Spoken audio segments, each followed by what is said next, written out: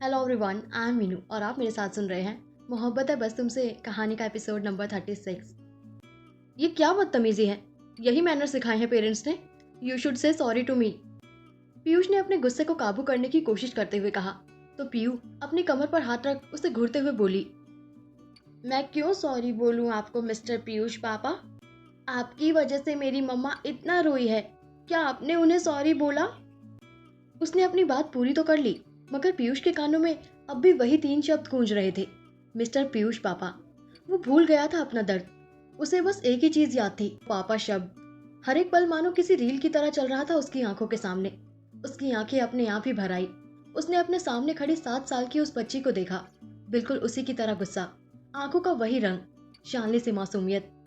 उसने खुद को बहुत मुश्किल से काबू करते हुए अपने मोबाइल में एक तस्वीर निकाली और उसे दिखाकर कहा, आप इसे जानती हो? पीयू ने उस तस्वीर को देखा। वो शालिनी की तस्वीर थी। उसे देखकर पीयू ने मुंह बना लिया और उसके हाथ से मोबाइल लेकर वो फोटो डिलीट करते हुए बोली, ये पीयू की मम्मा की फोटो थी और उनकी फोटो पीयू की परमिशन के बिना कोई अपने पास नहीं रख सकता। आप भी नहीं, समझे मिस्टर पीयूष पापा? पीयूष हैरानी से उसे देख रहा था। ये दिखने में जितनी मासूम है, बातें इसकी उससे भी ज्यादा खतरनाक है। अच्छा, आपको कैसे पता कि मैं ही आपका पापा हूँ? पीयूष ने उसका मन टटोलने के इरादे से पूछा तो वो बोलने लगी, पीयूष सब जानती है। और आपको क्या लगा, आपकी वजह से मम्मा इतना रोएगी, मम्मा परेशान रहेगी और पीयू को आपके बारे में पता भी नहीं चलेगा? पीयू की मम्मा भोली जरूर है, मगर आपने वापस उन्हें परेशान करने की कोशिश की तो पीयू आपको छोड़ेगी नहीं। फिर थोड़ा रुककर उसे घूरकर, समझे एमपीपी? पीयूष ने सवालिया नजरों से उसे देखा और बोला, एमपीपी? और नहीं तो क्या। मिस्टर पीयूष पापा बोलने में मुंह दुखने लगता है। आखिर पीयू भी बच्ची है, उसका भी मुंह दुखने लगता है इतना बोलकर।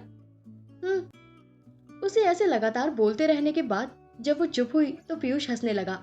वो पीयूष को मुंह फुलाए देखने लगी। तभी पीछे से शालिनी की आवाज आई, पीयू। पीयू और पीयूष दोनों एक साथ पलटे।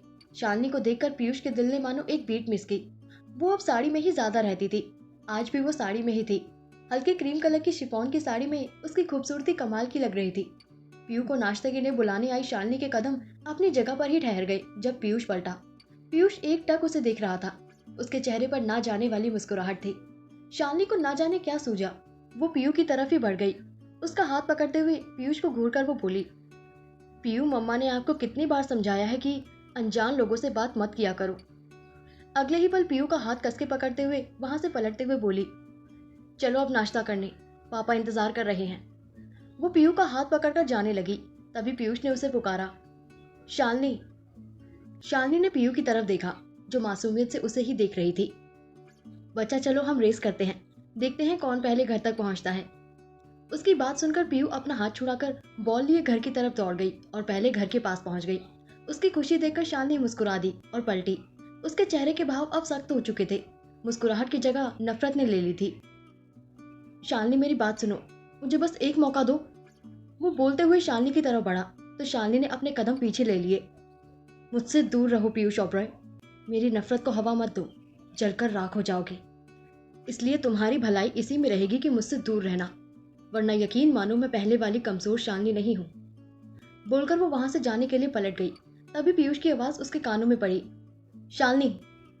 उसके बोलते ही शालिनी के कदम जहां थे वहीं रुक गए तो पीयूष ने अपने दोनों हाथ पॉकेट में डाले और उसकी तरफ बढ़ते हुए बोला, मेरा मतलब मिस शालिनी अग्रवाल, आज से आप अपनी कंपनी में शुरू हो रहे प्रोजेक्ट में मेरे अंडर काम करेगी और आपकी बॉस मिस्टर रायजादा आपको इस बारे में जल्द ही बता देंगे। शालिनी हैरानी से उसे देख रही थी तो पीयूष उसके करीब आकर उसके कान में बोला, सुना है जो काम प्यार नहीं कर सकता वो सख्ती कर देती है। सी यू सून। और हाँ, यकीन मानो शालिनी अग्रवाल, मैं तुम्हें कभी भी कमजोर नहीं बनाना चाहता हूँ। जल्द ही फिर मुलाकात होगी। तुम बिल्कुल नहीं बदले पीयूष ओबरॉय, बिल्कुल भी नहीं।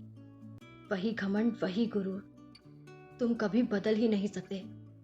जाते हुए पीयूष को देखकर वो मन ही मन बोली और पलटकर घर की तरफ जाने लगी। तभी पीयूष पलटा। जाती हुई शालिनी को देखकर वो मुस्कुरा दिया। पीयूष अपनी गाड़ी के पास आया तो तिथि ने उसे देखा और जल्दी से कार के गेट की तरफ बढ़ते हुए बोली, चलिए भाई, मुझे अब यहाँ एक पल भी रुकना नहीं है। उसके ऐसे बोलने से आदि चिढ़ गया और उसे घूरते हुए बोला, ओह, तुम्हें पता है तुम्हें यहाँ कोई रोकना भी नहीं चाहता मिस। जल्दी से जाओ यहाँ से और खबरदार जो वापस कभी दिखी तो। उसकी बात सुनकर तिथि वापस उसके सामने आई और उंगली दिखाते हुए बोली, यू। आदि ने उसकी उंगली में अपनी उंगली अड़ा दी और उसके पास आकर उसे घूरते हुए बोला, वी।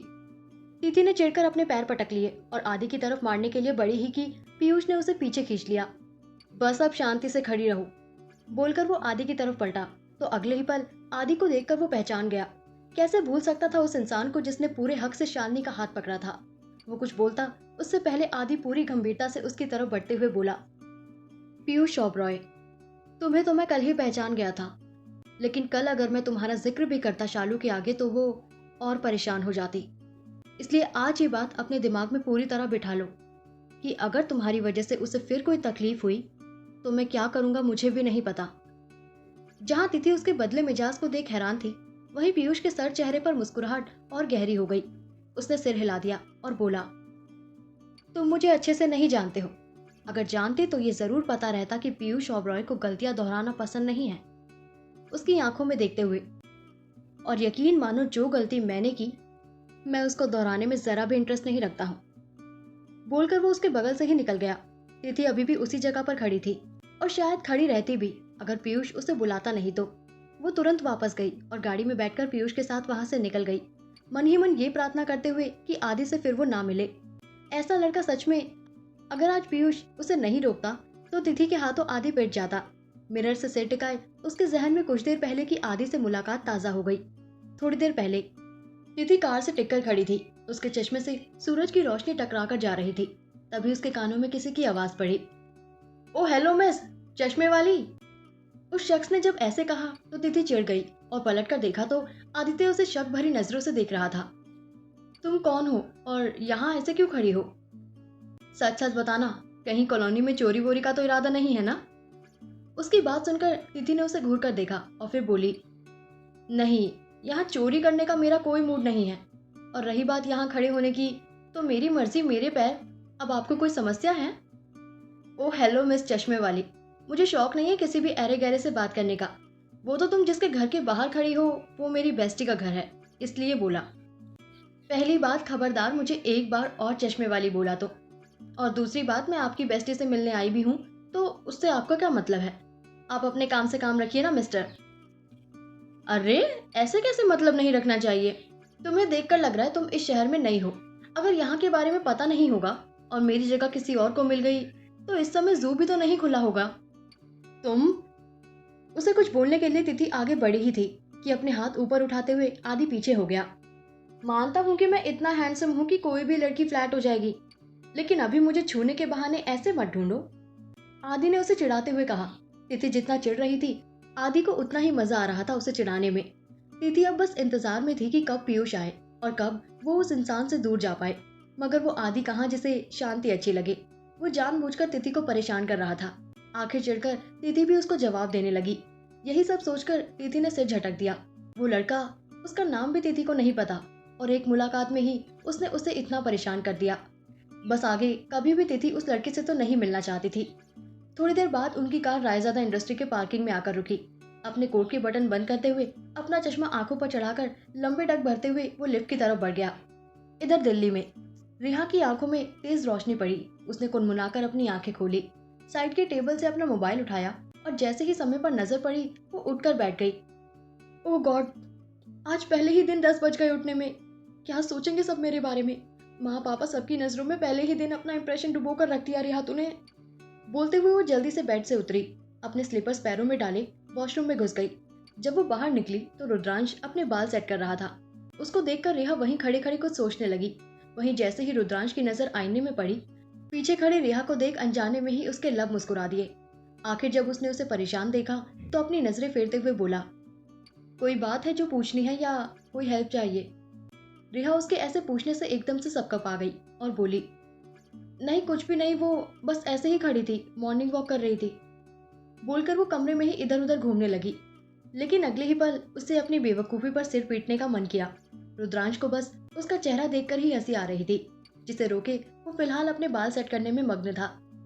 वो रुद्र, मुझे आज उठने में काफ़ी देर हो गई और आज पहला दिन भी है, तो कोई गुस्सा तो नहीं करेगा ना, माँ पापा कोई भी। आई स्वेयर मैं नेक्स्ट टाइम से जल्दी उठ जाऊंगी। बस आज उठने में देर हो गई, कहकर वो उम्मीद भरी नजरों से उसे देख रही थी। उसकी बात सुनकर रुद्रांश, जो पहले ही उसके मुंह से रुद्र सुनकर खोया हुआ था, वो होश में आया और बोला, अरे ऐसी कोई बात नहीं है, माँ कुछ भी नहीं कहेगी। सबको पता है कि कल की थकान थी तो नींद आना लाजमी था। उसकी बात सुनकर रेहा खुश हो गई। वो जाने के लिए पलटी, तभी उसे कुछ याद आया। वो झट से पलटी और रुद्रांश को देखकर बोली, वो मेरा सामान, तुम्हारा सामान चेंजिंग रूम में रखा है। रुद्रांश ने बिना उसे देखे बोला और हाथ में घड़ी पहनते हुए कोट उठाए कमरे से निकल गया। उसके बाहर निकलते ही रेहा ने मुंह बना लिया, लेकिन फिर सिर झटककर वो चेंजिंग रूम की तरफ बढ़ गई। थोड़ी देर बाद अपनी साड़ी बड़ी मुश्किल से संभालते रेहा बाहर आई तो गीता जी ने उसकी नजर उतार ली। जिसका उसको डर था वैसा कुछ भी नहीं हुआ, उल्टा उसके विपरीत इतने प्यारे परिवार को पाकर रेहा खुद को किस्मत वाली समझ रही थी। कुछ रस्मों के बाद वो परिवार के लोगों से पूरी तरह घुल मिल गई थी। रसोई पूजा के वक्त उसका डर गीता जी ने कुछ मीठा बनाने को कहकर दूर कर दिया। सबने उसके हाथ का हलवा चखा और तारीफ के साथ साथ तोहफे भी दिए, मगर रुद्रांश, उसने तो एक दफा भी तारीफ नहीं की। यही सोचकर रेहा को न जाने क्यों बुरा लग रहा था। शिमला, रायजादा इंडस्ट्रीज। पीयूष अपने हाथ में पेन घुमाते हुए अंकित की पूरी बात सुन रहा था। अंकित ने उस टेबल पर एक ब्लूप्रिंट खोला था। वहां उनके अगले सबसे बड़े प्रोजेक्ट की चर्चा चल रही थी। पीयूष ने एक गहरी सांस ली और पेन टेबल पर रखते हुए अपने सामने बैठे स्वर से मुखातिब होते हुए बोला, मिस्टर रायजादा, मैं पहले प्रेजेंटेशन देखना चाहता हूँ, उसके बाद फैसला ले तो बेहतर रहेगा ना। स्वर ने हामी में सिर हिलाया और अपने सामने रखे रिसीवर से शालिनी से बात की और पीयूष की तरफ पलटकर बोला, मिस्टर ओबरॉय, हम कॉन्फ्रेंस रूम में चले, प्रेजेंटेशन और डील दोनों की बातें वहीं कर लेंगे। पीयूष ने सिर हिला दिया और वहां से उठ गया। अंकित और स्वर भी पीयूष के साथ कॉन्फ्रेंस रूम की तरफ बढ़ गए। प्रेजेंटेशन के पूरे समय पीयूष की नजरें शालिनी पर ही थी, जबकि शालिनी उसे अनदेखा कर रही थी। आखिर इतने बड़े डील और स्वर के भरोसे की जो बात थी। प्रेजेंटेशन खत्म हुआ और स्क्रीन के बंद होते ही पूरा रूम रोशनी से भर गया। स्वर और पीयूष की डील से रिलेटेड बातें हुई, क्योंकि ना सिर्फ शालिनी बल्कि रायजादा इंडस्ट्री भी इस प्रोजेक्ट को करने के लिए एक बड़ी वजह थी। क्योंकि ना सिर्फ शिमला बल्कि पूरे भारत में रायजादा इंडस्ट्री टॉप 10 कंपनीज में शामिल थी। पीयूष ने स्वर से सीधे शब्दों में कह दिया कि उसे इस प्रोजेक्ट में अपनी सेक्रेटरी के तौर पर शालिनी अग्रवाल ही चाहिए। खैर, अब इस प्रोजेक्ट के जरिए ही एक नई शुरुआत होने वाली थी। अगली सुबह शालिनी उठी और कमरे की बालकनी के पर्दे हटाते हुए अपने बाल समेटते हुए एक अंगड़ाई ली। तभी उसकी नजर उसके घर के जस्ट सामने वाले घर की बालकनी पर चली गई। वो घर बंद ही था इतने सालों से, मगर आज वहां के कमरे की जलती लाइट ने उसे चौंका दिया था। वो ध्यान से उस तरफ देखने लगी।